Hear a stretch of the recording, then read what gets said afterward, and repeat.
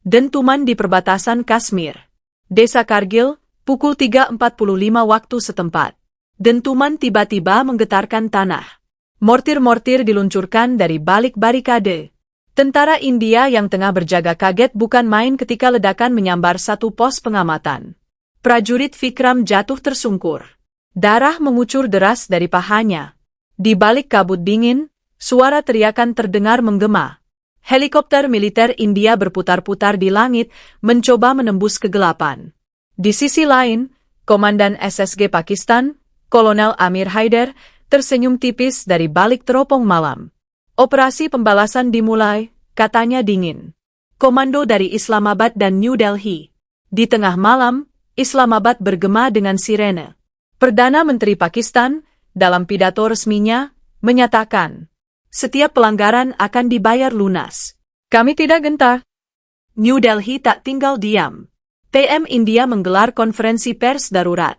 India tak akan tunduk pada provokasi musuh. Kashmir adalah bagian sah dari tanah air kita. Mobilisasi militer besar-besaran dimulai. Pasukan elit India, para SF, diperintahkan siaga penuh. Jet tempur Su-30 MKI disiapkan.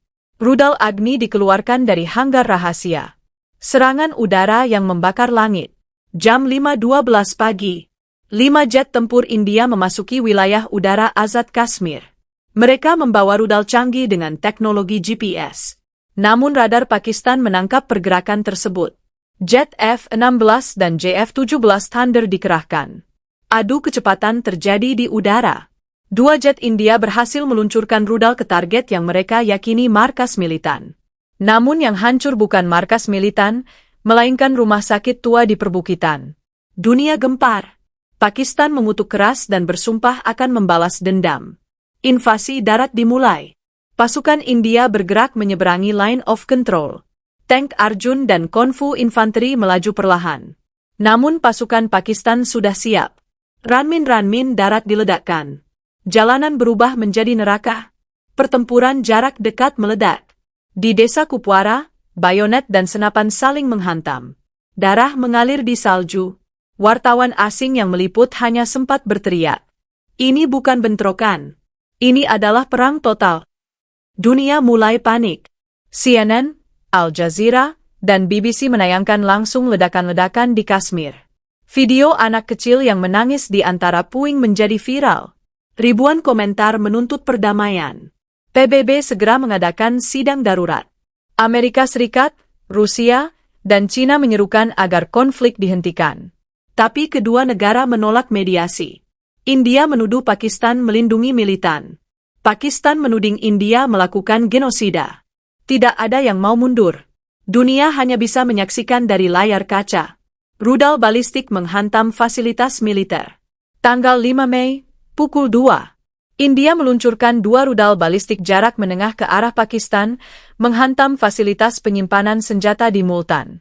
Pakistan membalas 1 jam kemudian dengan rudal babur yang menghantam pangkalan udara India di Rajasthan. Ledakan terdengar hingga 100 km. Ribuan warga sipil mulai meninggalkan kota. Pemerintah kedua negara menetapkan darurat nasional. Rumah sakit penuh. Jalan-jalan dipenuhi pengungsi. Tangisan dan jeritan mengisi malam-malam yang membara. Laut memerah oleh perang. Di Samudera Hindia, kapal perang India dan Pakistan bertemu. INS Kolkata dihantam torpedo oleh kapal selam Pakistan PNS Hamzah. 15 awak tewas. India membalas dengan menghancurkan 2 kapal logistik Pakistan. Angkatan Laut mulai mengunci Selat Hormuz, memicu krisis minyak. Dunia khawatir harga energi melonjak. Negara-negara Arab mulai evakuasi warganya dari wilayah konflik. Rumor senjata kimia. Di kota Muzaffarabad, Pakistan, warga mulai mual dan sesak napas. Rumor beredar bahwa India menggunakan senjata kimia. India membantah keras. Tim medis dari WHO diturunkan. Mereka menemukan jejak gas sarin di area tersebut. Dunia terhenyak. PBB mengancam sanksi internasional jika terbukti. Namun bukti belum cukup kuat. Sementara itu, warga sipil terus jadi korban. Beberapa mayat ditemukan menghitam akibat gas beracun. Derita pengungsi. Di Jammu dan Rawalpindi, tenda-tenda pengungsi dibangun. Lebih dari 200.000 orang kehilangan rumah. Anak-anak terlantar, wanita-wanita menunggu kabar suami mereka yang bertempur di garis depan. Organisasi kemanusiaan kewalahan. Banyak yang kehabisan stok makanan dan air. Beberapa pengungsi meninggal karena hipotermia. Perang ini bukan hanya soal militer. Ini soal kemanusiaan yang terluka. Negosiasi gagal. PBB mencoba memediasi lewat Turki dan Arab Saudi. Tapi pertemuan di Jenewa berakhir buntu. India menuntut Pakistan menutup semua kamp pelatihan militan. Pakistan menolak. Saling tuding terus berlangsung. Di medan perang, tentara terus gugur. Granat, peluru, dan mortir menjadi bahasa diplomasi yang sesungguhnya. Operasi rahasia SSG dan para SF. Pasukan elit kedua negara bergerak diam-diam. SSG Pakistan menyusup ke pos India dan membunuh 17 prajurit. Sebagai balasan, India mengirim para SF ke balik garis musuh dan menghancurkan konvoi logistik Pakistan.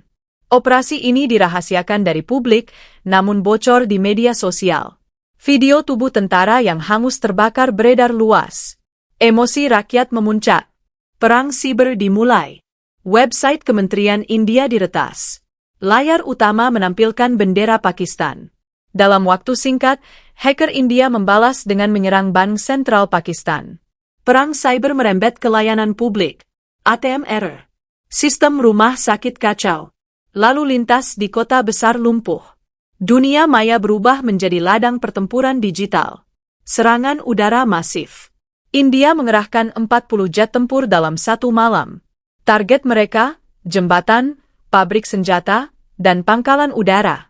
Namun Pakistan menggunakan rudal anti-udara NASAMS-2 dan menjatuhkan 5 jet.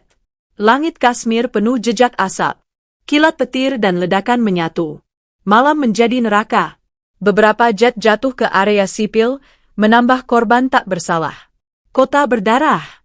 Lahore, Amritsar, Srinagar, semua berubah jadi medan perang. Tank-tank masuk ke kota. Granat dilempar dari atap rumah. Sniper mengincar dari menara masjid. Warga sipil terjebak. Banyak yang mati kelaparan. Pasokan listrik terputus. Suara tangis anak-anak menjadi latar yang mengiris hati dunia. Ultimatum Cina dan AS.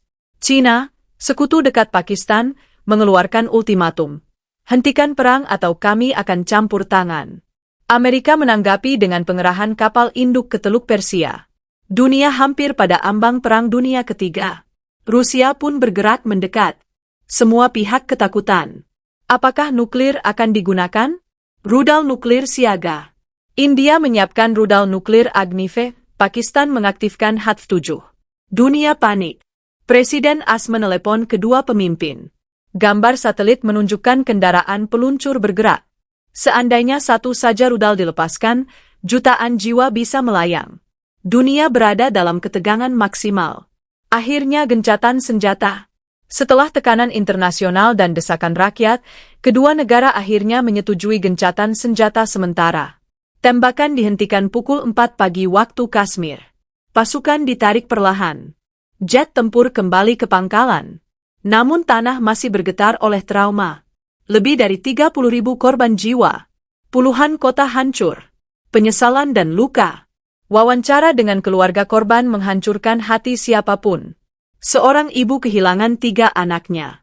Seorang anak kecil hanya bisa berkata, "Ayah belum pulang dari perang, katanya sebentar lagi, tapi aku sudah menunggu seminggu." Jutaan orang berduka. Pemakaman massal dilakukan setiap hari. Kebenaran yang tertutup. Investigasi media menunjukkan bahwa perang ini bisa saja dicegah. Provokasi awal ternyata berasal dari kelompok bayangan yang ingin merusak perdamaian. Tapi kebenaran ditutup. Politisi saling menyalahkan. Tidak ada yang mau bertanggung jawab. Dan rakyatlah yang kembali jadi korban. Penutup, bayangan perang masih ada. Perang ini telah usai, tapi dendam tetap tersisa. Di benak para janda, anak yatim, dan tentara yang kehilangan kawan, perang tidak pernah benar-benar berakhir. Di masjid dan kuil, doa untuk perdamaian dipanjatkan. Tapi apakah perdamaian bisa benar-benar terjadi, atau hanya jeda sebelum api kembali menyala? Tamat.